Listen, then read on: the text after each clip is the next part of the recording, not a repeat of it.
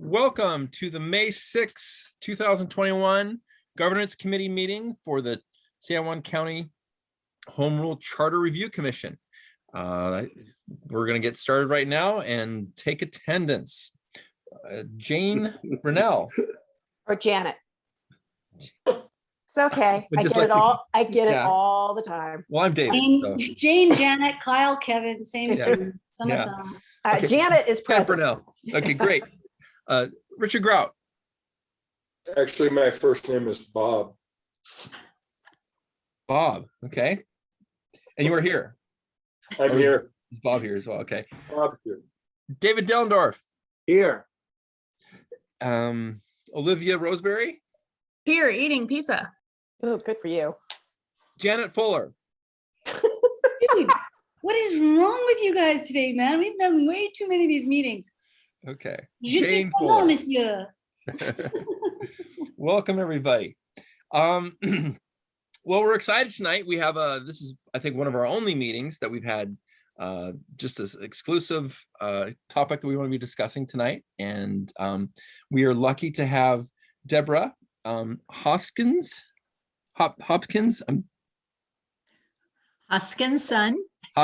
Okay, I'm sorry. Deborah Hoskinson with us. She's from the San Juan Islands Visitors Bureau, and she's going to share a little bit about what the Visitors Bureau does, their how they relate to the government, their taxes, the lodging tax, and just kind of share with us what they do. And thank you, Deborah, for coming. Go ahead and share. Okay, well, thanks so much, everybody. You sound like a fun group. Hopefully this will be interesting. And then I just kind of have a little 2-minute summary, and then it's all Q&A, you know. So basically, as I mentioned to Dave, who's Dave Anderson, over the phone when we were talking, and I also talked to David Dellendorf. I've been here since the very beginning of the Visitors Bureau, so since 2000. So I should be able to answer all of your questions, or at least most of those. So, and I also did forward our 2019 and our 2020 annual reports to Dave that hopefully he forwarded to you. But I just wanted to give you guys a short history on how we came to be and what we do. And I did write myself some notes to stay on track here. And don't worry, I don't go over. I'm the short and sweet kind of talking person. So although visitors, people have been coming to the islands for well over 100 years, from what I know, the county first hired a tourism team shortly after the Free Willy movies came out. So the county was getting a ton of phone calls, and they said, hey, we need somebody to answer these calls and send out a brochure. So as if any of you are from Lopez, one of the women they hired was Joyce Meyer, who was a former councilman Bob Meyer's wife, and another gal. My former neighbor. Yep, gotcha. Okay, great. And I met the main actor in Free Willy, that really grumpy guy. Okay, sorry, never mind. Carry on. Okay, so she and another gal named Jody Price, who some of you might know, answered the phones and created a visitor's guide that they mailed out at the time. So this was kind of pre-websites. They were only allowed to be reactive, so they only were able to answer the phones and respond to visitors who were interested in the islands. Then in 1999, a group formed called the Business Association of San Juan County.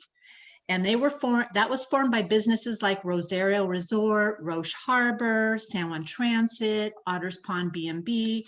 And they wanted and did begin actively promoting the islands. So that was 1999. And so there was just this, group of volunteer board and members, and I joined them actually in the year 2001, early then, when I had moved up here and was working for Roche Harbor Resort. So in 2002, the Business Association asked the county to begin collecting an additional, so another special 2% lodging tax. And they wanted that to fund destination marketing in particular. So again, the county was already collecting a 2% tax, but that was going to things like the museums, the community theaters, and other entities, including, I think, the San Juan Chamber of Commerce at the time. So we actually wrote a plan to the county for the county as a proposal. I wrote that plan because I had worked for 2 other destination marketing organizations down in Portland and Oregon. And so in 2003, the special 2% funding was, passed by the county council. And then that new 2% was shared between us, the Visitors Bureau, and the 3 chambers of commerce. So Lopez and Orcas, I don't think were fully formed at the time, but they formed and got to have offices and maybe another staff person, and they were funded like we were. Of course, more of the monies have gone to the Visitors Bureau over time because our job is marketing, whereas the chambers are more visitor services. Once somebody's here, they take care of them, and they do also receive phone calls and whatnot too. So we all work together. They've been on our board for many years. So our mission since 2003 has been to enhance the economic prosperity of San Juan County by promoting the San Juan Islands as a preferred year-round travel destination while respecting and sustaining the island's unique and diverse ecosystems, environments, lifestyles, and cultures. So again, back in 2003, as soon as that funding was approved, I was hired as the executive director and the only staff person at the time. And since 2003, I slowly have added staff, like a half-time person who would become a full-time person. And that's kind of how we've slowly grown over the years as our funding has grown. But kind of based on that mission statement I just read you, you can see that we've had stewardship on our mind since 2003. And in fact, I think I hired the first ever stewardship manager for a DMO in the state and or the whole country. If any of you know Robin Jacobson, she was the first person I hired. She actually worked for the Whale Museum at the time. And that was back in 2004, hired her half-time, and then she became full-time. And since then, Barbara Merritt, who some of you might know, replaced Robin's position. I also have a gal named Amy Nestler. She has a master's degree in tourism management. And she's actually right now been the chair of the San Juan County Stewardship Network for 2 years. So we work very closely with surrounding organizations and this network, which includes park managers, the Whale Museum, the Friends. We realize that tourism affects many organizations' missions. So we've been working with many groups like that for a long time. Most of you may not know that we applied for a lodging tax grant in the summer of 2019 to fund a tourism management plan. That was approved and the process should have begun in 2020, but you know what happened in 2020. We have envisioned 4 different pillars for this plan for the entire county that it would talk about and have input from, public meetings, et cetera, about the quality of the environment, quality of residents' lives, quality of the economy, and quality of the visitor experience. So that's a side note I wanted you all to be aware of. And we've been kind of working on Councilman Stevens to get that process going. He is chair of the LTAC right now. So I just want to add, this is kind of stuff beyond the annual report you read, but our staff loves these islands as much as you all do. We've been working on responsible tourism for many years. And as you all know, yeah, we've heard about tourism in many cities and rural towns about over tourism, and we're on top of that. We know this, and that's exactly why we need a tourism management plan. But I wanted to kind of point out our very first visitor's guide back in 2004, if you can see that, the whole back page was dedicated to leave only footprints. So again, we've been on top of this for a long time, but we need more, the county's involvement also. I've lived here 20 years. Barbara Merritt's lived here over 40 years. So again, we're very concerned about tourism and the islands, just like all of you are. So as a DMO, that means marketing and management. So the marketing side, I've kind of talked more about the management side, and that's that tourism management plan and things we've got in our visitor guide and on our website about responsible tourism. But in a nutshell, and during normal times, the marketing side of things is all about seasonal advertising just in the Seattle market. That's all the money we have, pretty much. Media relations, which can go out farther because it's free. Barbara and Amy talk to the media and fact check and whatnot. We exhibit at wedding and food shows to kind of represent our agritourism and great culinary restaurants here. We're on social media. We produce videos and take photos, have photo shoots with a photographer from Lopez Island, Robert Harrison, and then we use Kevin DeHaze, who some of you might know from Orcas Island, and just keeping our website updated. We're the ones who put together, the scenic byway for the San Juan Islands, and we keep that going. And our staff works with an 11-member board, which again includes all 3 chambers of commerce directors, and then different small business reps from all 3 islands. We also just added Kendra Smith, who is representing the terrestrial managers and the county's environmental services department. So she's our newest board member. And we have about 275 member businesses and nonprofits on all 3 islands. And we work very closely with the Washington Tourism Alliance, Visit Seattle, and the Port of Seattle. And every Friday, I'm on a Zoom call with my colleagues from around the state who do, run DMOs. We work together. It's kind of cooperation. We compete, but we work together really as a state. So that's kind of it in a nutshell. And I can talk more about LTAC and funds and all that, but just wanted to kind of stop there and see where we're at here. Wow. That's a lot to cram in a nutshell. Well, thank you. That was great. I mean, it's a lot you've done, and thank you for doing that. Are there questions that we have for Deborah? David?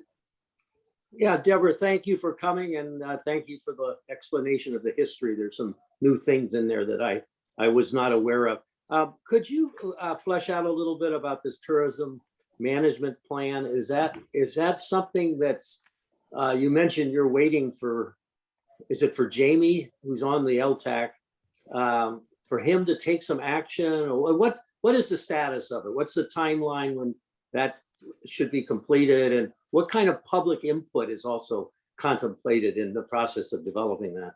Okay, so as you all might know, every summer, entities are invited to apply for lodging tax funds. So that's when the museums or the theaters or a special event or the Orcas Chamber of Commerce applies for these funds. And we've been talking about a tourism master plan for many years. And in fact, our board and staff started working on something, and I said, well, we really need a consultant to do this. So anyway, finally, in the summer of 2019, I filled out an application that went to the LTAC. And so that would have been for 2020 funding. It was approved. Again, we said we'd be happy to help with it, or we really think the county planning person should handle this, which is Erica Shook. So I actually handed this project off to her and Councilman Hughes a couple of Decembers ago. And again, Erica's so busy, she didn't have time. So I thought, I'm just going to do a formal application to the LTAC so that this really happens. So the LTAC did decide to fund it fully. I did ask for $100,000, just so you know. That's about how much a plan takes. That takes about 18 months. There would be public meetings on all 4 islands. There, once or twice, or maybe even 3 times. This is just what we envision from studying plans from other areas. One plan we really like, if you want to Google it, is the Sedona, Arizona plan. So basically, Councilman Stevens said, you know, he is the chairman, and he and the LTAC are trying to move forward with this by putting out a RFP for consultants. Once there isn't a consultant chosen, then that consultant would just take this process over. So again, I know everyone at the county, you know, COVID happened, it just pushed everything to the side. So we just kind of keep reminding and prompting the LTAC committee to please get this process started. Anybody else? Go ahead, Dave. Go ahead, Jane. No, go ahead. I was just, you know, I'm curious what your thoughts and just general impressions, if you want to share them or not, about how COVID has been for the well, for tourism, but also for the Visitors Bureau.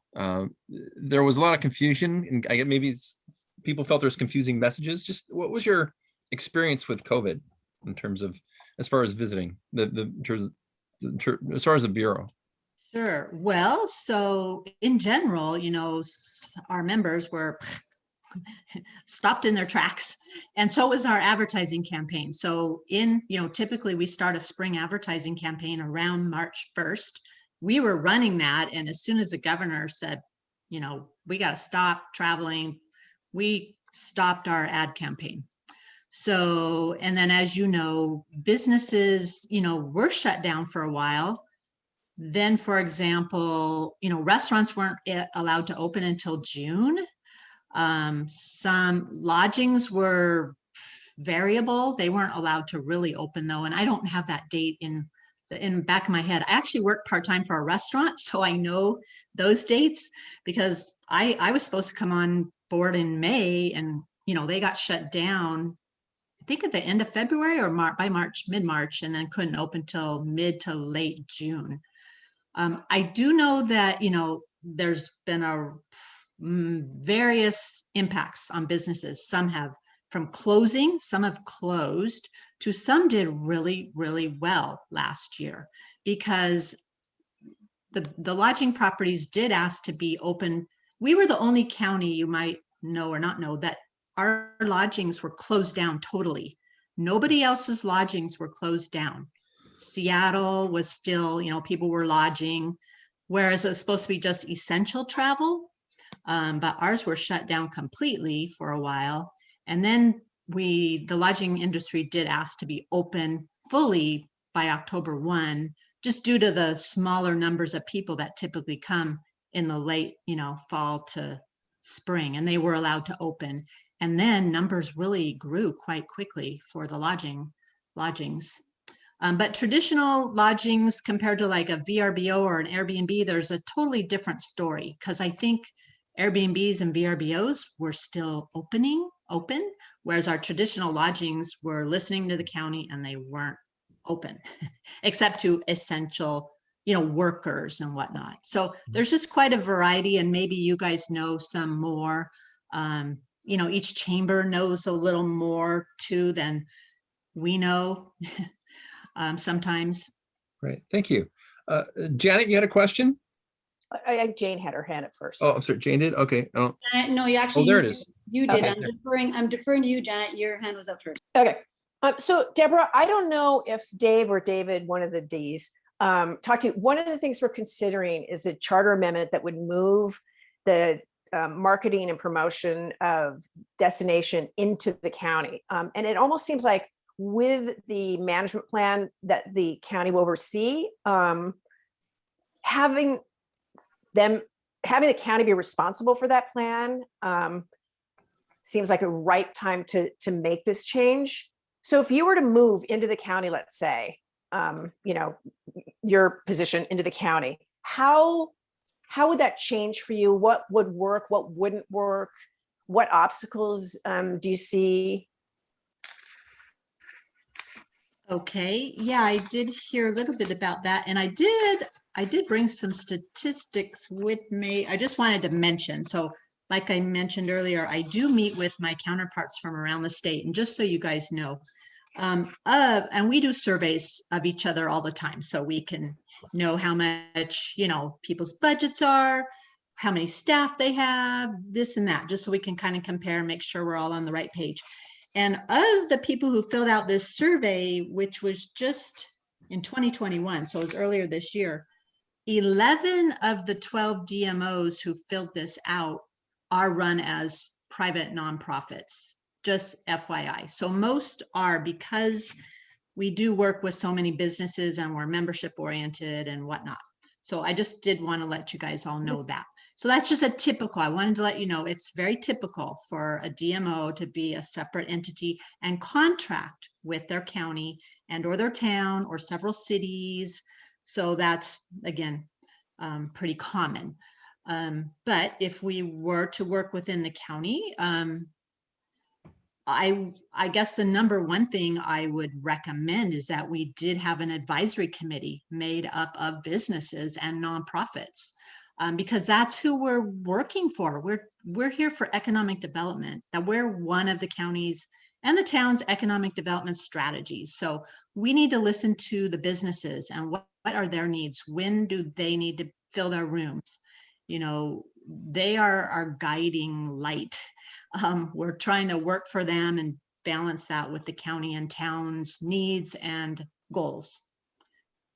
So what you're saying is, like with the Visitors Bureau, you have an advisory board. It would be a new advisory board that would work with this new county department. Yeah. Okay. I know a lot of committees. There are a lot of advisory committees. Like I'm on the Ferry Advisory Committee.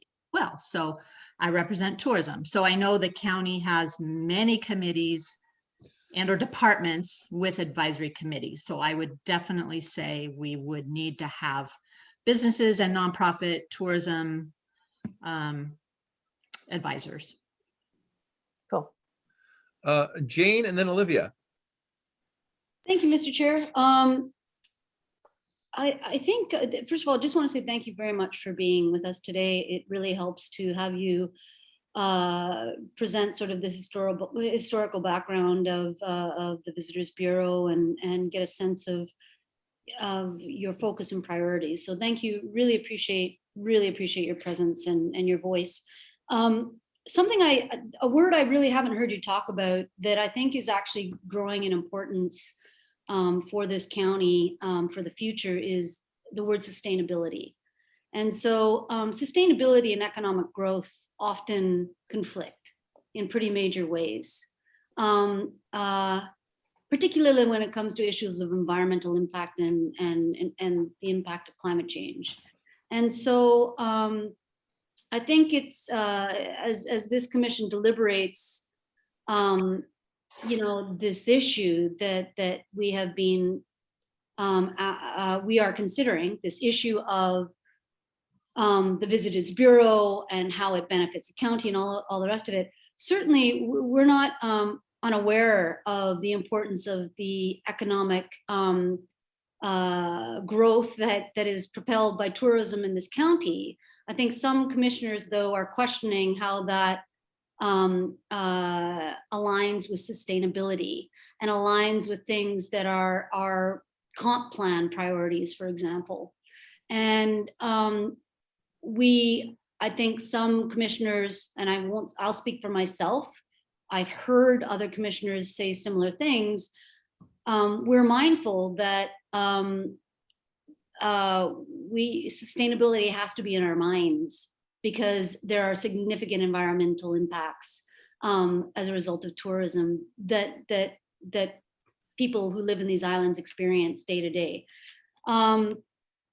So that, if Mr. Chair will allow me to raise just one or two related questions or points. Yeah, please. So I'd like to hear you talk about the Visitors Bureau's, interest, concern, resonance with the concept of sustainability. Okay, sustainability of the environment in conjunction with a sustainable economic growth plan. All right. I also have heard other commissioners say, and I heard this from the community on Lopez Island, that people were really, really upset that advertising for people to come to the San Juans continued even after the county said visitors should not continue coming, or should only under certain restrictions. So that would be wonderful if you could enlighten us, because there was a lot of public disquiet about that. And I represent Lopez Island, so I heard it on Lopez, but then I heard other commissioners talk about that. So I'd really appreciate if you could speak to that. I'm interested also in understanding the relationship between what would be a tourism master plan with the comp plan, and how might they interact? How might they talk to each other? And any interaction that the Visitors Bureau in the creation of a tourism master plan might have with Indigenous persons in our district.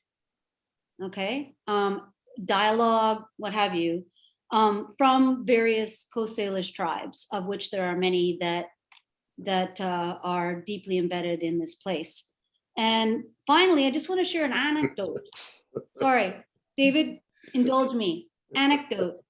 I have a massage therapist on the island whose name will not go known, but she was speaking to me the other day about how mortified she was by the fact that tourists were starting to come back into the islands, and mortified by the fact that the more tourists come, the less locally available produce there is, because Lopez only has a certain number of farms that produce local produce for people here who really value eating local produce. And she was like, she overheard in the coffee shop, someone in that shop who was serving, telling visitors who'd never been here before, here's horse-drawn farm, and go and get the produce there. And she's like, and there's no meat in the meat freezers. I mean, Lopez is a little different than the rest of the islands. We don't have a shuttle. We don't have a shuttle from the ferry. Your shuttle is this, yeah. So the point is, our island residents feel firsthand the impact of tourism, and it's not always a feel-good experience. So anyway, and David, I apologize, and Dave, Mr. Chair, I apologize. You guys indulge me with a lot of points. Well, Thank you, guys. Deborah, That's a lot to cover. thank you, Jane. Yeah, thank you, Jane. I was taking notes so I can answer all your questions. Hopefully.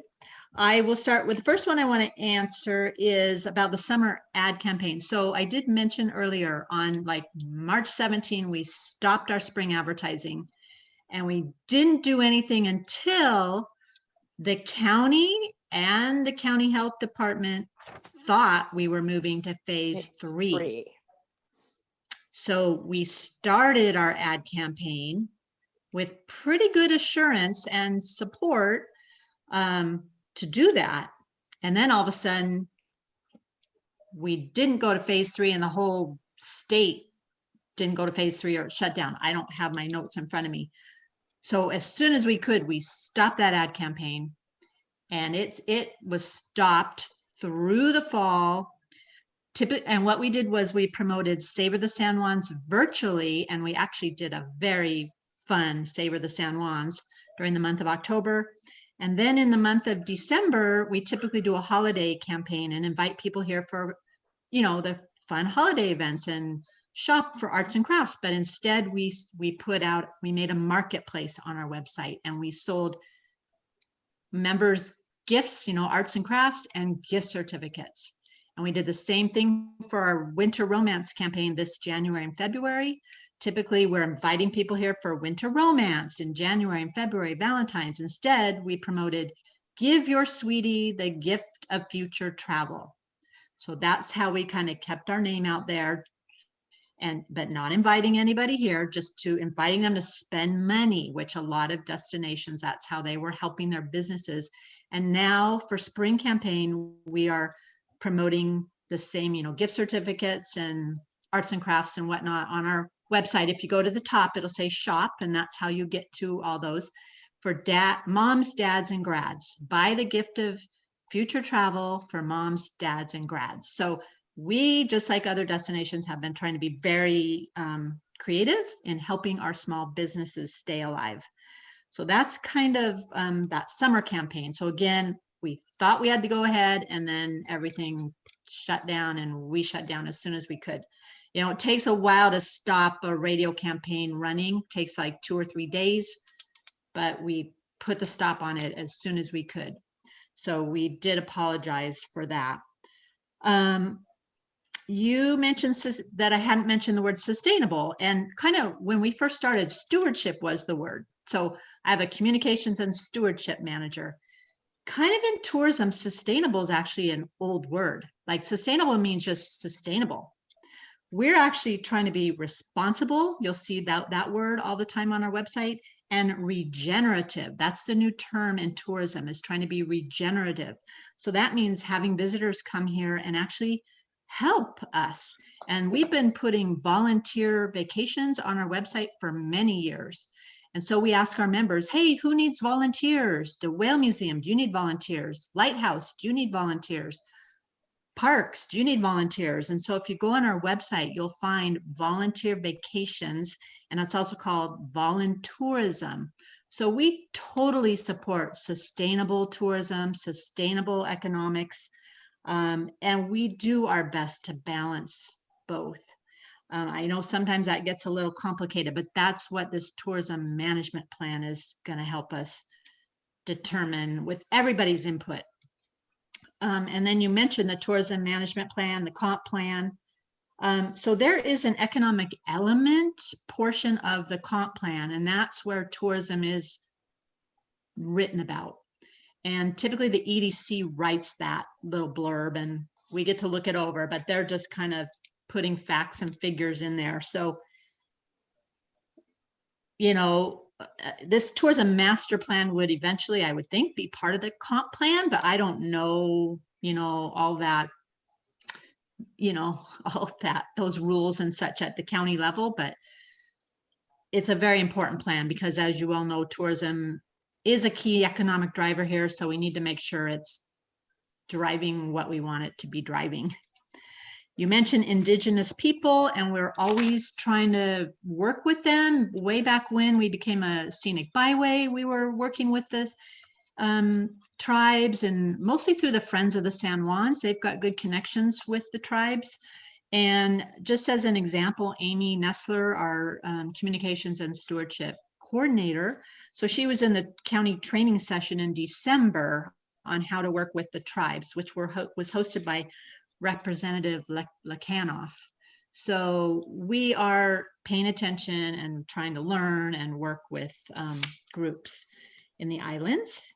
And then you mentioned the local produce, and I'm not really sure what to do about that. I know that farmers markets are quite popular for visitors, but I do think, just like I think with the parks, you know, everybody does need to take some control over what they manage. So let's say the parks, like they think there's too many visitors at, let's say, Limekiln State Park.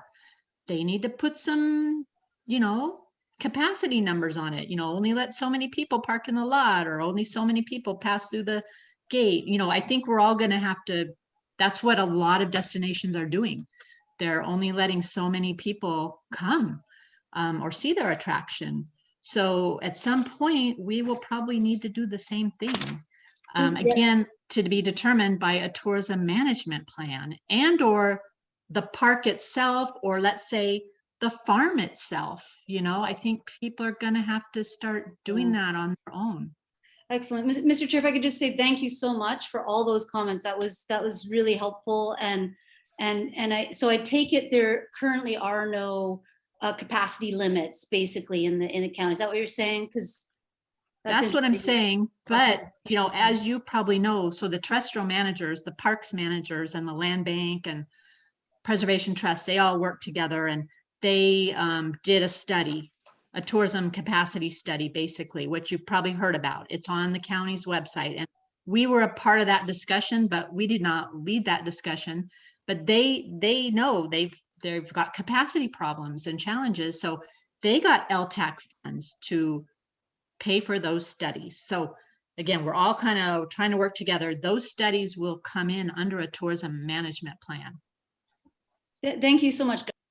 Olivia, thank you for your patience. You've been waiting for a while. David, you'll be next, but it's Olivia's turn. Thank you. Hi, Deborah. Thanks so much. I was at the Orcus, I think it was 2018, if my memory is correct, chamber dinner at Rosario. So I got to hear you speak then as well. So it's nice to see you again. You too. So a lot of my questions were actually answered by Jane. We're still on the same wavelength. It's great. Thank you. So one question that was not asked is, if the county assumed responsibility for the Visitors Bureau, that is something that we are talking about, would you be interested in retaining your position as a county employee? I definitely would, and I would want to bring my staff with me. I mean, we Yes. really truly Mhm. have a great staff Mhm. that, you know, love the islands and love what they do and are trying to do it responsibly. So yes. Great. Thank you so much. David, please. Yeah, in response to Jane or Janet, I'm sorry, I'm falling into this trap again. Jane's anecdote about produce, that's no different than an observation about how I have friends who wanted to come to the island and I couldn't get reservations. There were no B&Bs available. That I couldn't get a restaurant reservation because the tourists are taking up all the tables in the restaurant. It's all part of the same thing. It's that we are a popular destination location and people come here and they're going to sign up and buy and reserve and everything, just whether it's produce or a restaurant or even a supermarket, perhaps, because the wine stock may be depleted. But it's just a part of the bigger picture of how much tourism do we want to have? How much do we, you could argue, well, there's a shortage of produce. So what is the message that delivers to the farmers in the county or potential farmers? The message is we're going to grow more produce next year because that means we can sell more. It's the same thing as somebody who has a B&B and is thinking about expanding their B&B, or a restaurant who's considering adding space or whatever. It's part of the same question. And I hope at some point in time through this management plan or wherever we can come to grips with that kind of analysis of how far we want to go.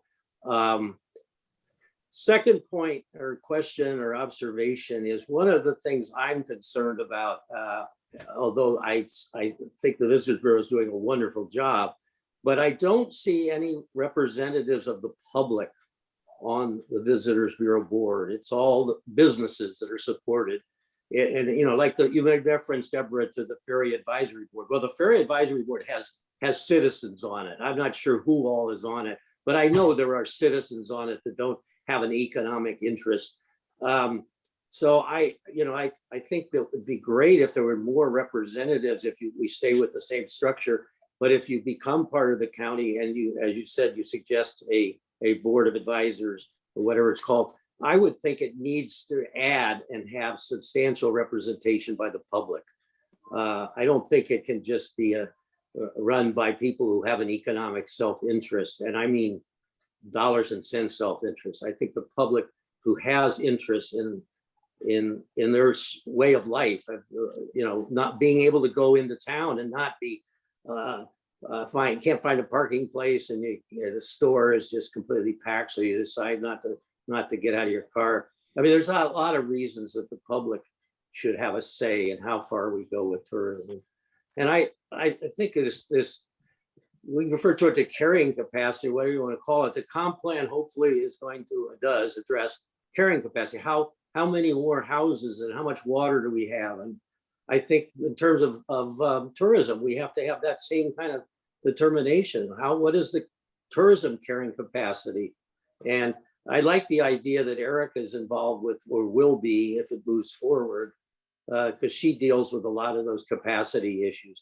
But I gotta say, she is just overwhelmed as it is. I don't know how you could ever shoehorn that into her schedule. But as you said, you'd have to hire a consultant, and I think that's great. I look forward to seeing what Sedona, Arizona has done, if that's kind of the trajectory. Can you comment on whether someplace like Sedona, and we've always in our county talked about comparisons to Martha's Vineyard, for example, in Nantucket. Are there communities like that that depend on tourism and summer visitors and retirees that have addressed and are further ahead than we are in dealing with these kind of issues? Maybe Well, Sedona. yeah, like Sedona is one of the good examples to look at. They, if any of you have been down there, it's getting quite crowded. And again, we just kind of hear about these destinations. We've looked for Martha's Vineyard's plan or Nantucket's plan or Sedona's plan or Maui's plan. And we've been collecting and looking at them all. And Sedona just seemed like a really good one to consider. It kind of had those 4 pillars I mentioned earlier about the quality of the environment, residents' lives, and economics and visitors. So kind of balancing all of that and talking about and coming up with goals for all those pillars. That it seemed like a really good plan to look at as a template idea. I'm sure there's many other good plans out there. And in Sedona, who is the tourism bureau? Is it part of the county or is it private? It's actually a combination of the Chamber of Commerce and a DMO. So there looks like a combination. I'd have to study it a bit more, but they had their city involved, and which is what we'd have too. The county would be involved, the town, residents, like everyone, every resident would be able to comment on things. We want everybody's input. We all live here and we all need a say in these things. So Thank you. Bob? Or Dick? Yeah. Yeah, it's now 7:44. Are we going to save any time to hear from Janet and have our own discussion? Yes, so that we can conclude our questions for Deborah right now. This is a public meeting, and so we're going to continue to go that way. Janet, Deborah, do you have something else to share with us that maybe something you want to comment more? Not really. Again, just please know that we are as concerned about marketing as we are about management and just balancing our economy, our island residents' lives, and our wonderful, beautiful environment. So, yeah. That's it. Thank you so much for joining us tonight and sharing everything the Bureau's doing. Janet, would you like to talk about your proposal now, or kind of what you're seeing you should do? Well, it's nothing more than I presented before. So you all got the concerns with Randy in an email. I assume everyone read that. I didn't even see it, Janet, and I searched for it. So he had a bunch of concerns about governance, and then he went into LTAC. So unfortunately, the way we worded on our spreadsheets, kind of what we were thinking of doing, he assumed that what we were trying to do was control LTAC money. And I said, that's not at all what we were considering. What we were considering was moving the promotion of tourism into the county. So he came up with wording, and this is what I'm going to put it in chat. This is what he's agreed to.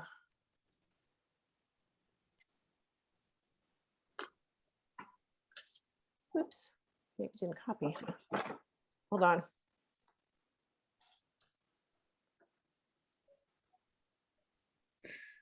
Okay. For some reason, it's not copying into chat. That's really weird. Janet, can I just share my screen? Maybe? Sure. Let's see. I can find it here.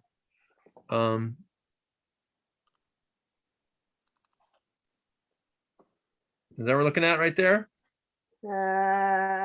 Yes, but that's forget that part. I wanted to show you because this was all about possible charter control of lodging tax. He thought we were trying to have the charter control lodging tax money.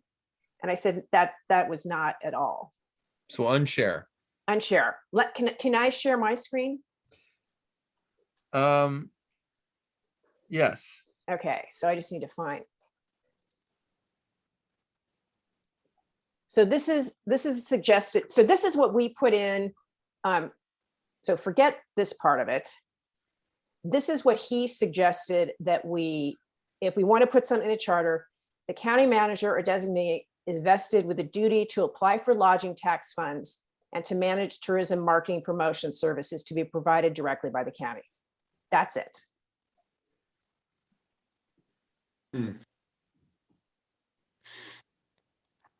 So that would move tourism marketing promotion into the county. The county manager would then apply for lodging tax to fund this department, which I assume Deborah would be moving her group over into. So that's, and it would go under section 4.10, the duties of the county manager. Huh.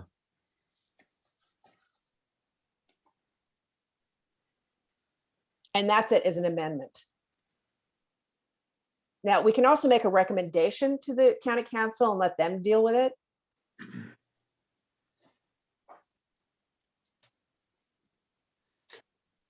Okay, no one is speaking. Mr. Chair. Well, I will. Oh, okay, go ahead, Dick. I was gonna say, if we think it's important, we should make a proposal, not a recommendation to the council. And I do think it's important. Okay. So this is, so what we cannot say is anything in the charter that controls lodging tax, like use lodging tax money to do this. This is according to Randy, what we can say, because there's so many constraints on lodging tax, and the LTAC really is the advisory, and ultimately the county council approves the recommendations that come out of LTAC. So this was the wording he came up with. And I came up with, I mean, we tweaked it a little bit. I mean, to me, it's simple and it's not complicated. What is it, David? So could I, David, I yeah. don't know, can anybody see my hand? Can I, Yeah. okay. David, So if I understand this correctly, Janet, the county itself would be like any other applicant for lodging tax funds. They apply to the LTAC, the advisory committee can decide yes or no. They don't necessarily have to do it.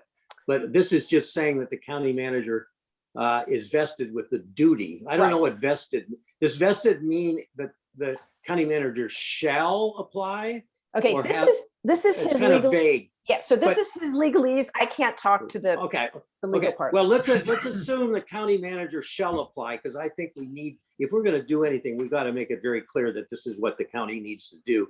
But then it leaves it in the hands of the LTAC advisory group to decide whether or not they want to go this direction or not. Okay. It leaves the decision in their hands, if I understand things correctly. Correct.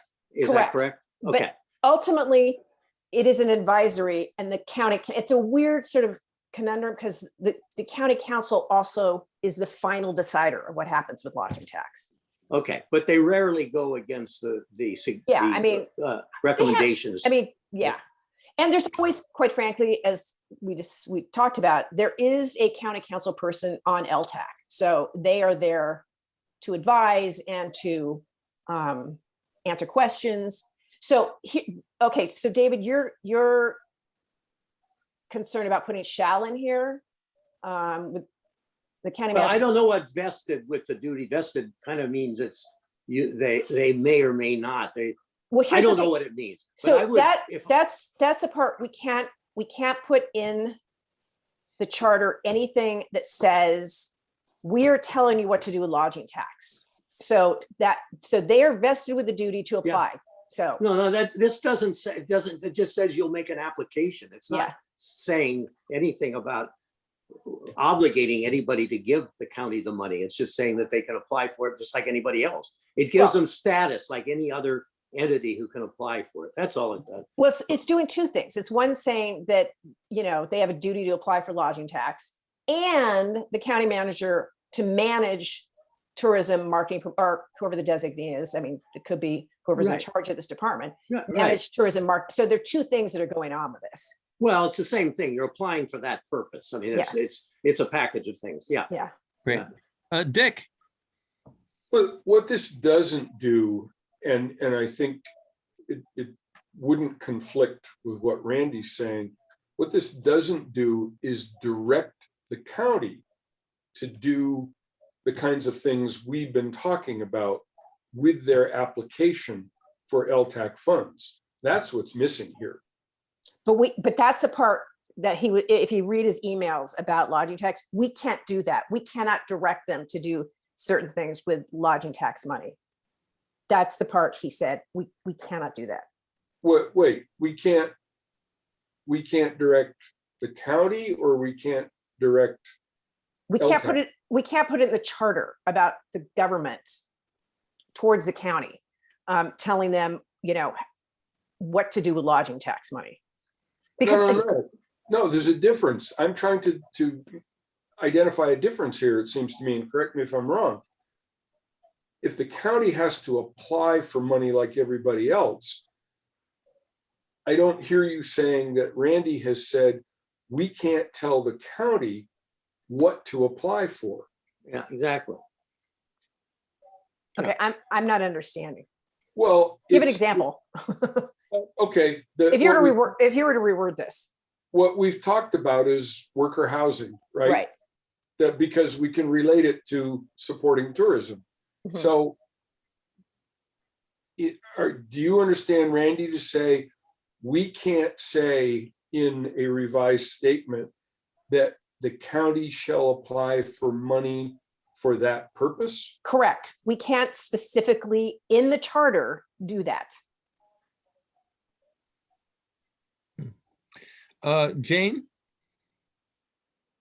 And Deborah, we are right now we are in a commission meeting, and so we when we're doing this, we ask that the people from the public, and right now your presentation is over, so we ask that you can turn off your screen and you can continue to listen. Is that okay? And then Yeah. we're going to have we'll have time for comment after our discussion here. Okay, thank you. And then Jane. Thank you, Mr. Chair. I'm just a question that I believe we may have talked about before, but I can't recall because Janet gave such a thorough presentation. I think it was 2 weeks ago on the financials.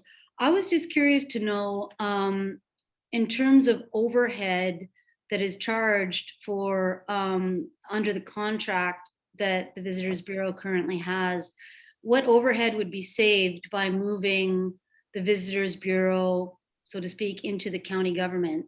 And I'm asking this question because it's pretty clear to me tonight that there will be costs for the county to adopt staff in the Visitors Bureau, and I'm just wondering, I can't recall the margin in terms of overhead that is applied to that contract, and would that cover and offset costs that would go to the county of having these additional employees?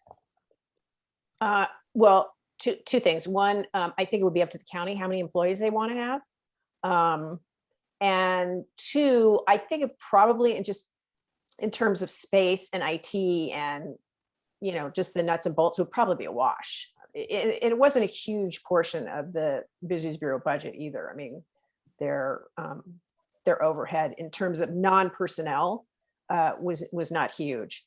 So I think it would just be a consideration how many people would be in this department. Okay, thank you. Let's see. Is it David? Is that David? Yeah, that's me. Next, okay. Yeah, in terms of any potential cost savings, if the complete functions today of the Visitor Bureau were to be transferred over, and they did everything they did in the past with different oversight and different management through the county, I would think the costs would be very similar unless you had somebody from the county who could tell us, somebody like Mylene, what possible implications there are for things like benefits, for example, and taking over the accounting and all those other functions. Would there be some savings possibly from that? As a regard to what Dick said about yeah, I'd love to see this be a little bit more clear if they're obligated to apply for this lodging tax funds.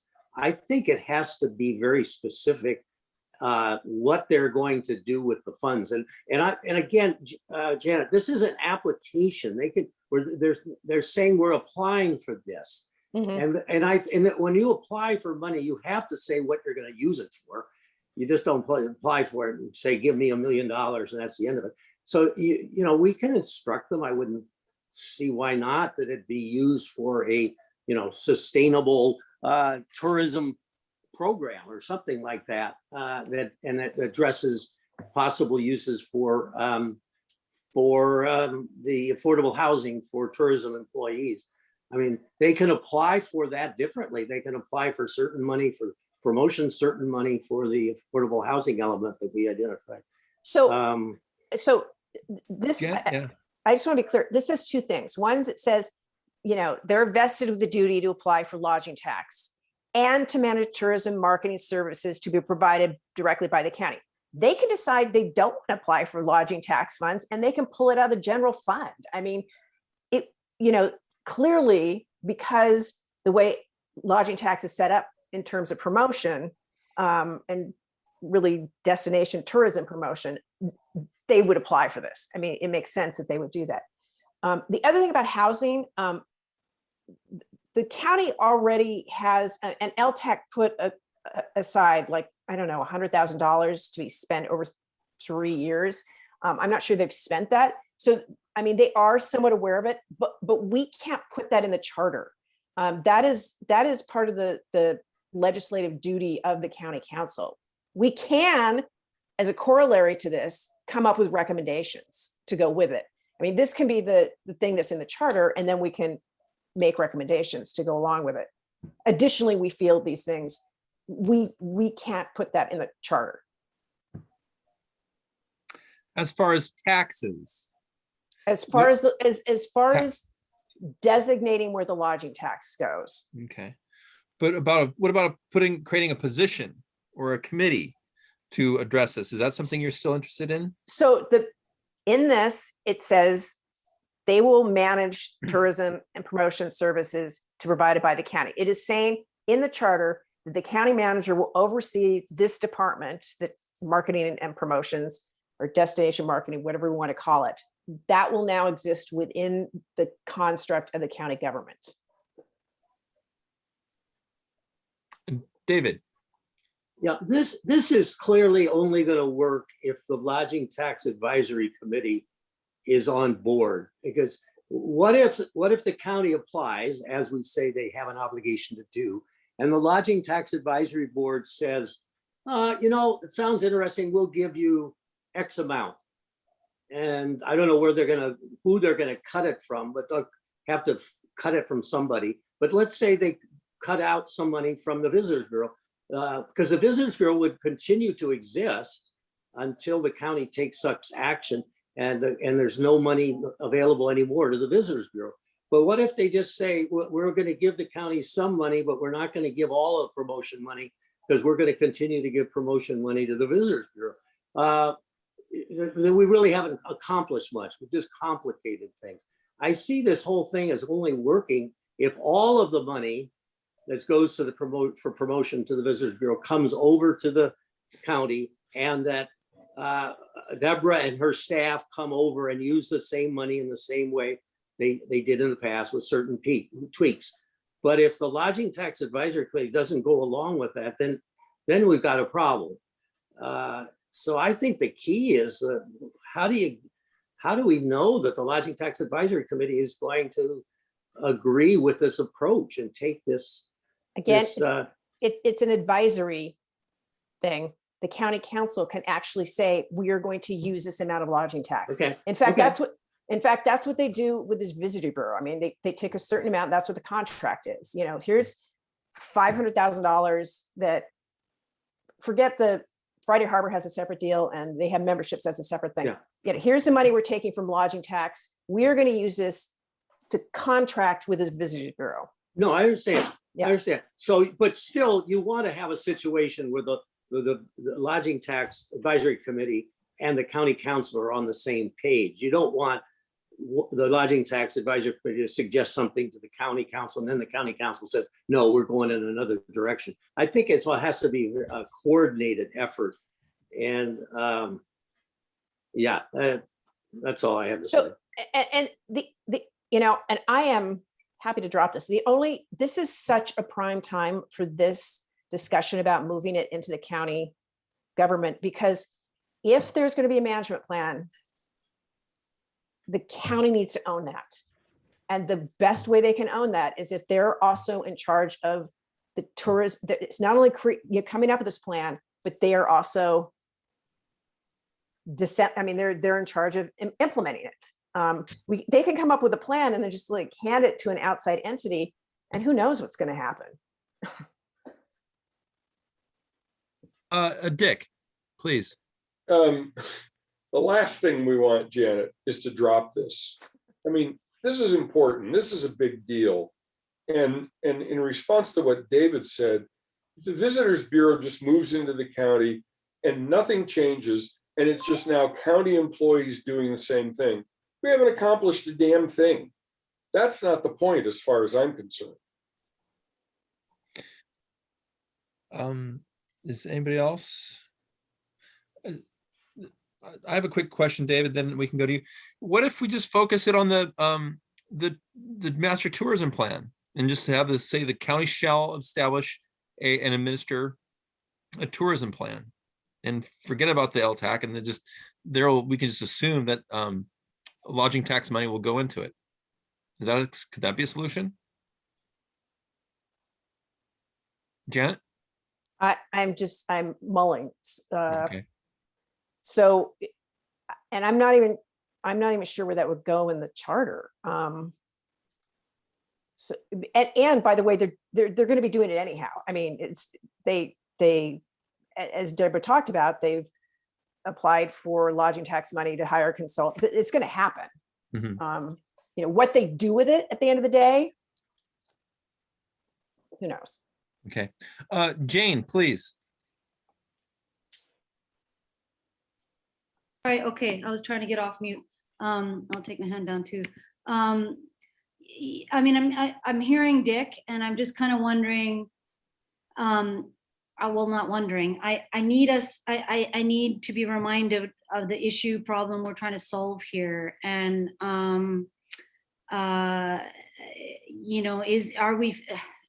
are we feeling that we're not heading in a sustainable direction in terms of what we're doing with with the management of our tourism, and so what problem are we solving by moving this into the county government? I apologize for asking that question again. Every once in a while we need a reframe of our focus. Okay, David. Yeah, Dick, when I said that they would come over and be employees of the county, and same people doing their same job with some tweaks. The tweaks are that they're managed now. They have a county council or a county manager or whoever they're responsible to. So it's not going to be business as usual if the county council and or the county manager do the oversight and management of that group as they should.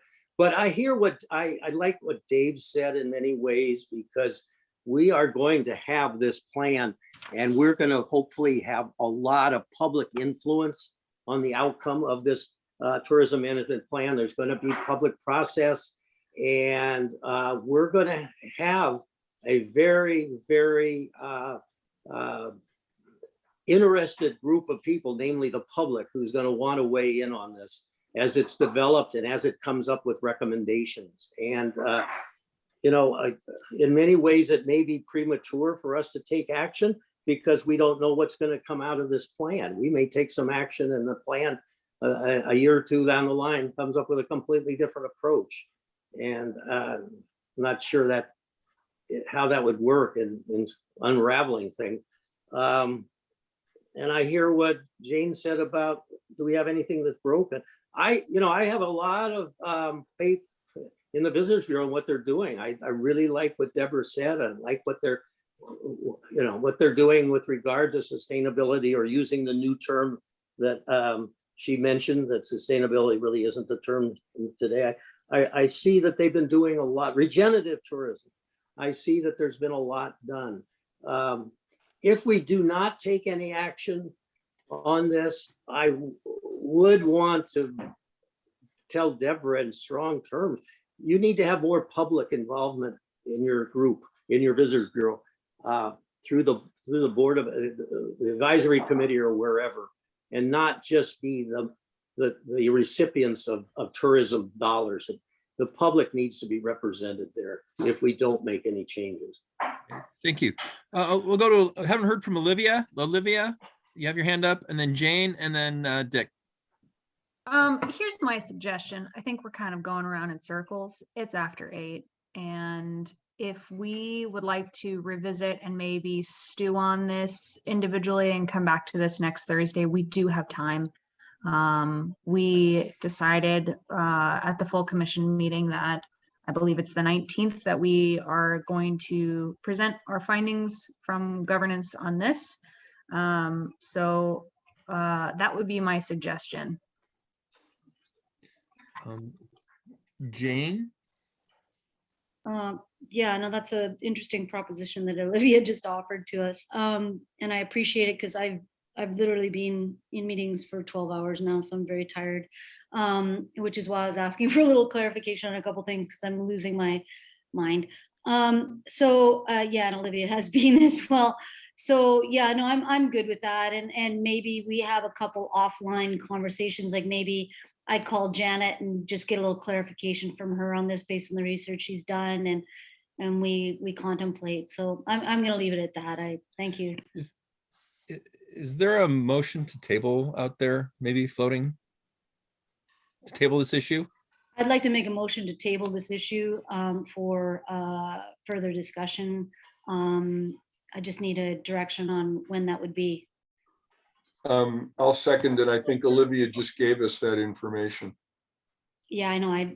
This is how tired I am, Dick. Okay. Honestly. So I think we're saying next Thursday. Yeah. Okay.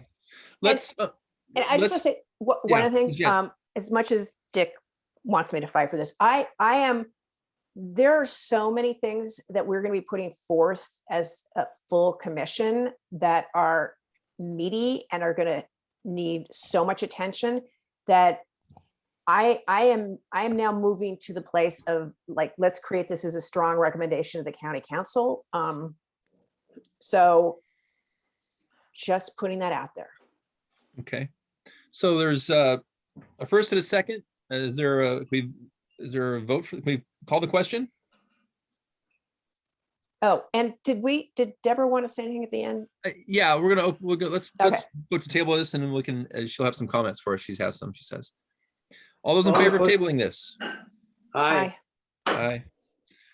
Jane. Aye. Okay. Yep, thank you. Great. Thank you. We shall table it till our next meeting.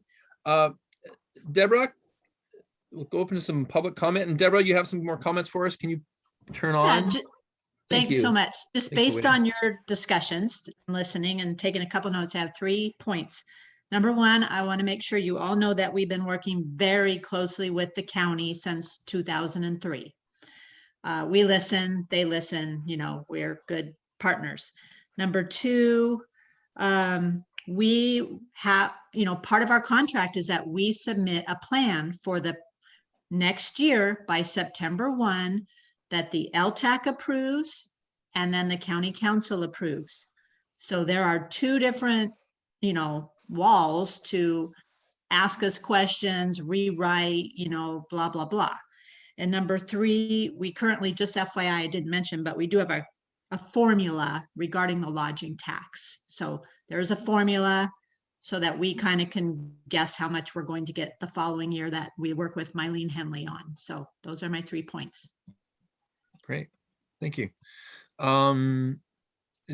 So we're in public comment right now, but if there's no more comments, David, any final thoughts? Yeah, could I ask a follow-up question of Deborah on a question that was asked, I think by Jane, about if she would be interested in the position, if it did become a county position, and whether her staff would come over, et cetera. Can I ask a follow-up question to that, please? And that would be, if the promotion dollars that we're talking about, we're only talking about the promotion dollars now, were to come over and you and your staff were to come over, what would be left of the Visitors Bureau? Would there be any reason for the Visitors Bureau to continue to exist? And if there were, would it be able to continue funding whatever activities do not come over to the county? I guess it would depend what the county wanted us to do if we were employees, but I would imagine they'd want us to do everything we're doing now. And we would not want two different entities working on this. You know, it's either a county entity or the Visitors Bureau, you know? Is that what But you're? don't you do business advertising though, that where you do advertising for the individual, like members of the chamber, for example? Because that couldn't come over to the county. That's not a problem. On our website, there are ads. So some of our members do pay for advertising on our website, and all of our members get listings on our website. So hopefully it would all work the same, because we're here to promote our businesses, you know, so we'd have to figure that out. But they pay for that. That's not something that comes out of the LTAC money. No, right? that's separate money. They have a- Separate they- monies. They get Yeah, members, okay. they have membership, they Yeah, pay we have fees. membership dues and then advertising fees. Yeah. So Deborah, I do don't you, know. can I I don't just, know how. Yeah. I know we want to cut Janet? this short. I just want to ask one question while we have Deborah. Do you think Friday Harbor would be interested, if it went to the county, would they be interested in contracting with the county for the same things that the Visitors Bureau is doing? You know, instead of having a contract with the Visitors Bureau for Friday Harbor promotion, do you think Friday Harbor would be interested in having a contract with the county to do that? I think they'd want to go wherever we go, hopefully. You know, it is a package deal. We mention all three islands and the town of Friday Harbor in all of our ads and everything we do. So it's a good partnership. We don't want to compete. Islands, we had this conversation back in 2002.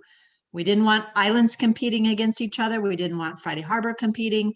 We all need to promote ourselves together as one. Okay, and Great. I think we should quit because poor Jane is on vacation and she is doing this. Is like amazing. Yeah. Deborah, thank you for joining us tonight and sharing. Thank all the you. Thank everything you. you're Very doing. nice. Really appreciate it. Learned a lot. Yeah, Deborah, And- thank you very much. That was really helpful. Yeah, it was truly helpful. Thank you, everybody. I'm here. If anybody has any questions, just call or email me. Great. Thank you. Thank you. Okay. Thank you. Everybody else? Deborah. Thank you Bye. for coming out tonight and listening. It's been a long day, long couple days, and I appreciate your service to this committee. Bye. Hey, That's- one more Good night. thing. Oh, One more thing, guys. I just want to give a shout out to Dave for a great presentation of our governance group. Yes, Yes. yay. And Very he's been good. doing Thank a you. bang up job on sharing. And thank you, Dave, for leading us. Really appreciate it. Well, thank you, Jane. I appreciate it. It was it's been a learning experience. I'm going to stop recording here. Yeah,